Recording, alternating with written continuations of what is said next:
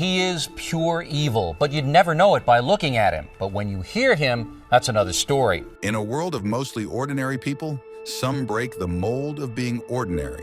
Not because I was angry with them, not because I hated them, but because I wanted to keep them with me. And as my obsession grew, I was saving body parts such as skulls and skeletons. Proving to be the most inquisitive and unsettling being. Jeffrey Dahmer was one of this type. I had these obsessive desires and thoughts wanting to control them, to possess them permanently. And that's why you killed them. Right. Police discovered the grisly remnants of one of the most horrible crime sprees in American history. No one had a clue as to what was happening for over a decade. His killing field was Milwaukee, and he got away with murder for more than a decade. Murder after murder for 13 years. Who left his bone-chilling trail by his cringe crimes, which shook the whole world to the core. And the next thing I know, I heard the police open the refrigerator door, and they said it was a dead body in there. And there were human heads and bones and things all over. Every drawer we opened, every cabinet we opened, there was a body part. So what made him into that monster? You know what started it? Is there any kind of incident that you can remember? To this day, I don't know what started it. And the person to blame is sitting right across from you. That's the only person. Not parents, not society, not pornography. I mean, those are just excuses. How he evaded capture for over 13 years. If you were out on the street now, would you still be committing the crimes? Probably. If this hadn't happened, there's no doubt I probably would be. I can't think of anything that would have stopped me. Stay tuned as we peel the layers of Dahmer's life to uncover the truth.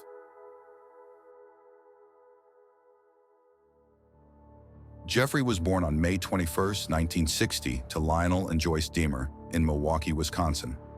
Lionel Dahmer, Jeffrey's father, was a research chemist, and his wife worked as a teletype machine instructor. Jeffrey was a happy and energetic child in the beginning of his childhood, but multiple factors became the reason for his change of nature. Jeffrey underwent a surgery of double hernia right before his 4th birthday. This surgery took a major chunk out of his joyful nature. Later, he became a quiet and timid child, as one of his elementary teachers detected signs of abandonment in him. Jeffrey's father was also pursuing his studies, and in that regard, he had to stay away from home.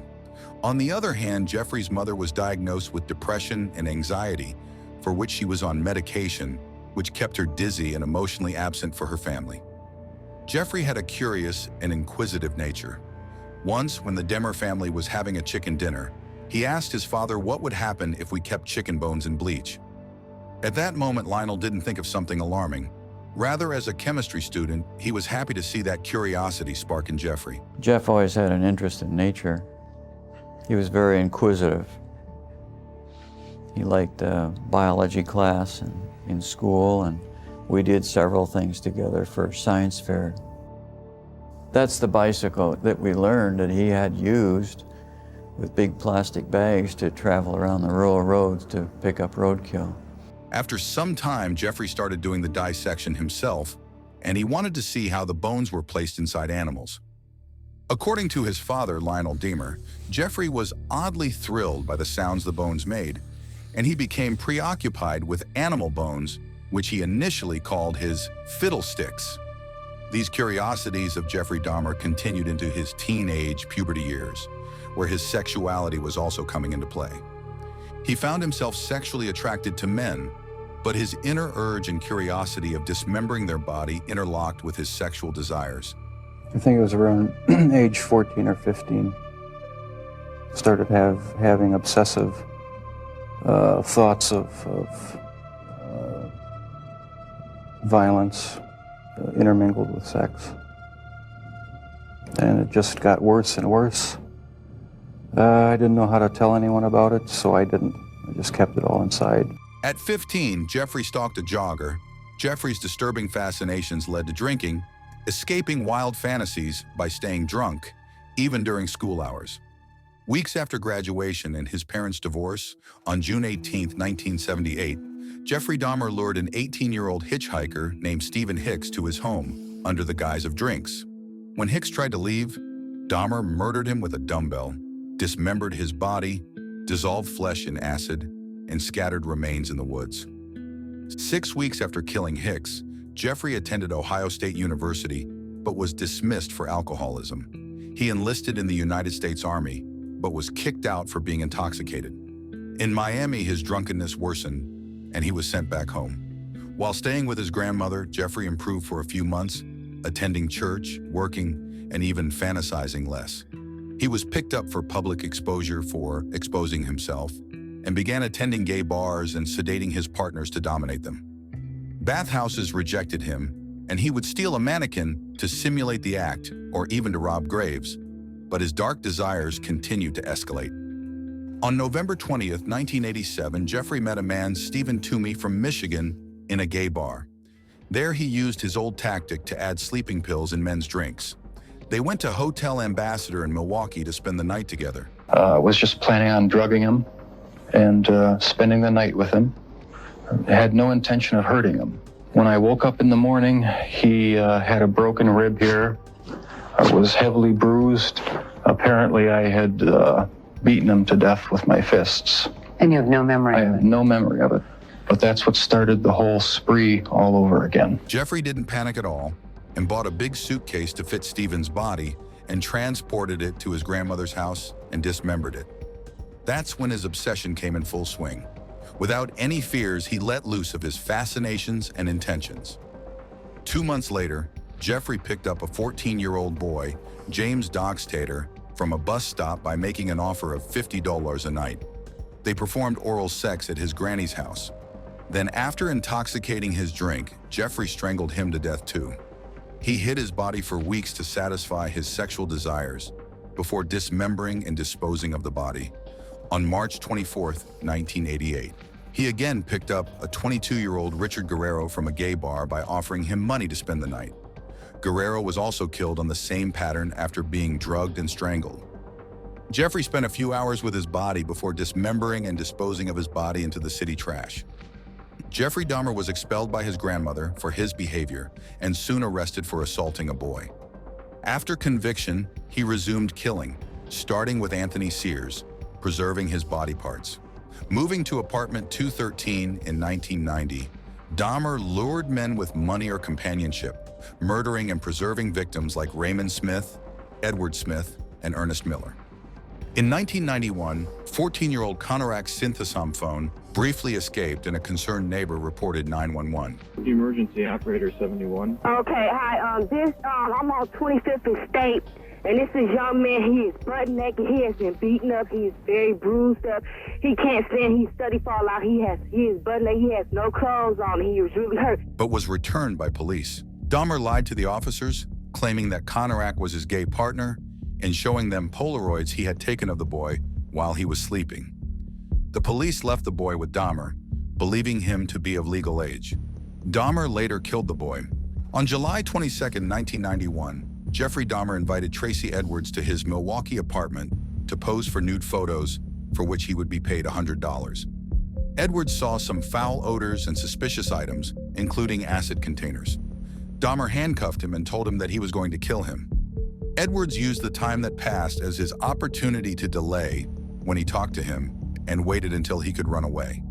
He eventually hit Dahmer, ran out of the apartment, and hailed police. Officers Routh and Mueller followed Edwards back to the apartment. Upon arriving at the apartment, they discovered Polaroids of severed bodies, and Dahmer was arrested. He was walking in a pretty defeated manner. His shoulders were hunched, his head was down, he was sweating profusely. He kind of had a faint, kind of a whining, like a baby crying noise about him. A thorough search uncovered severed heads, skulls, and other dismembered body parts that were kept in acid-filled drums, refrigerators, and freezers. He made this statement: "When I tell you what I'm going to tell you, you're going to be famous." And I tried to say, "Look, Jeff, there's nothing that you can tell me that is going to freak me out." And he laughed at that. He said, you don't know what I've done." Dahmer revealed to the police that he murdered 16 men in Wisconsin since 1987 and one in Ohio in 1978. He explained his gruesome rites, including necrophilia, cannibalism and plans to create a macabre altar using his victims' remains. On July 25, 1991, Dahmer was charged with 4 murders. The count later increased to 15 counts. Investigators in Ohio linked him to his first victim, Stephen Hicks. Jeffrey Dahmer's trial started on January 30, 1992. He pleaded guilty to 15 murders. Defense specialists were claiming necrophilia and grave personality disorders. Prosecution witnesses claimed that he was sane and that the actions were all planned. He was ruled legally sane and got 16 life terms, which was to be consumed in Wisconsin prison. It is over now. This has never been a case of trying to get free. I didn't ever want freedom. Frankly, I wanted death for myself. This was a case to tell the world that I did what I did not for reasons of hate. I hated no one. I knew I was sick or evil or both. Now I believe I was sick. The doctors have told me about my sickness, and now I have some peace. I know how much harm I have caused. I tried to do the best I could after the arrest to make amends, but no matter what I did, I could not undo the terrible harm I have caused. I feel so bad for what I did to those poor families, and I understand their rightful hate. Thank God there will be no more harm that I can do. I believe that only the Lord Jesus Christ can save me from my sins. I have hurt my mother and father and stepmother. I love them all so very much. I hope that they will find the same peace I am looking for. In closing, I just want to say that I hope God has forgiven me. I know society will never be able to forgive me. I know the families of the victims will never be able to forgive me for what I have done. I promise I will pray each day to ask for their forgiveness when the hurt goes away, if ever. I have seen their tears, and if I could give my life right now to bring their loved ones back, I would do it. I am so very sorry. He converted himself to Christianity and got baptized in 1994. He was assassinated by another inmate named Christopher Scarver on November 28, 1994. His possessions were destroyed, and his estate compensated victims' families. Her mother, Joyce Dahmer, died in 2000. Jeffrey's father, Lionel Dahmer, published a book, A Father's Story, and died in 2023, and his brother David lives incognito. Do you know of any other cases like this? Comment below and subscribe for more interesting, bizarre, and eventful realities.